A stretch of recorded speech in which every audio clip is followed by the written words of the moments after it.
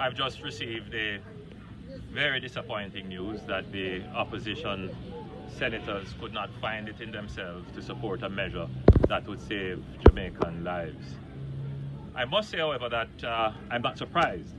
The opposition had given signs, indicated that regardless of whatever convincing arguments we would provide, they would not support the state of public emergency. There is no question whatsoever of the effectiveness of the tool.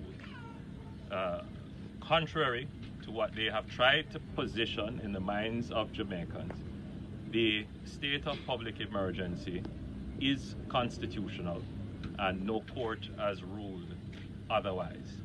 And therefore, the tool is lawful and it is effective. Nothing else should really matter other than those two critical points. Points about consultations, points about whether or not they got the regulations in time. Those are points that we would not dismiss. They are not entirely true, the claims that they are making around them. But certainly, one would have to take the position that if the measure saves lives, if the measure is going to keep Jamaicans safe, if the measure improves security, if the measure gives strategic and additional resources to our police force to carry out their work, then all the other issues are secondary indeed to that. And so I have to now be thinking in my mind, do we have an opposition that will cooperate to conquer this crime problem that we have? Do we have an opposition that really and truly has the interest of Jamaica at heart?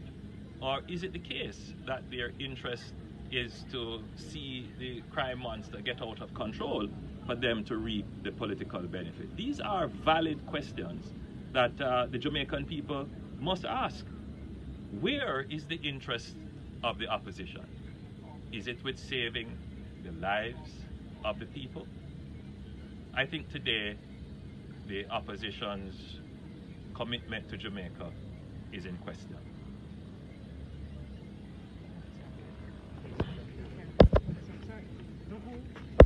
Yeah, let's take this off.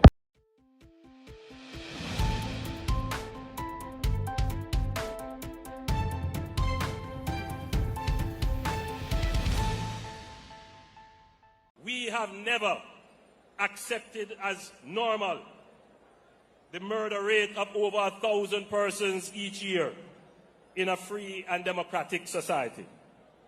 We believe that such high murder rates are a threat to freedom and democracy of the society, and that the existence of such high rates of murder demonstrably justifies the use of emergency powers to protect the right to life of the law-abiding citizens from the lawless and marauding few in our society.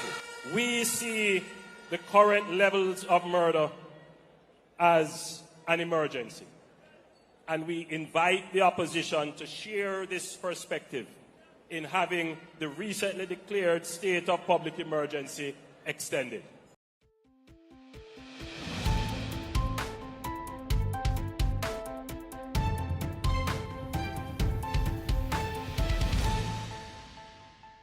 Security forces have intensified their search operations targeting guns and ammunition. But I want to be clear, they are also targeting the persons in possession. Before, the strategy was, tell us where the illegal guns are. That's still the strategy. But now the strategy is we are searching to find not just the gun, we want to get you, the person with the gun. Madam Speaker, gun can't fire itself. A buried gun is not a problem gun. The problem gun is the one that you have on your hip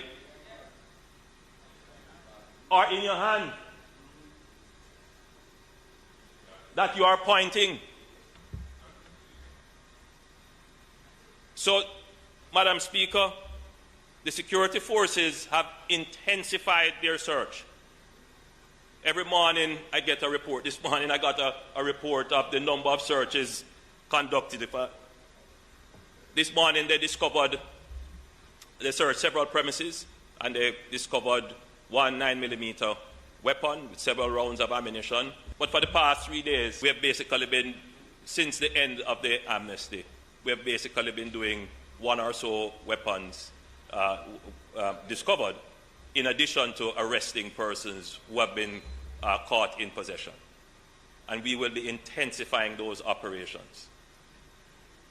I just want the country to be prepared that when people are saying the murder rate is high and government must do something, the records will show that the Andrew Holness-led administration did something about it.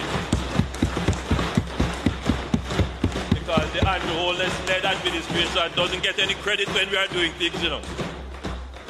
We get cost for everything.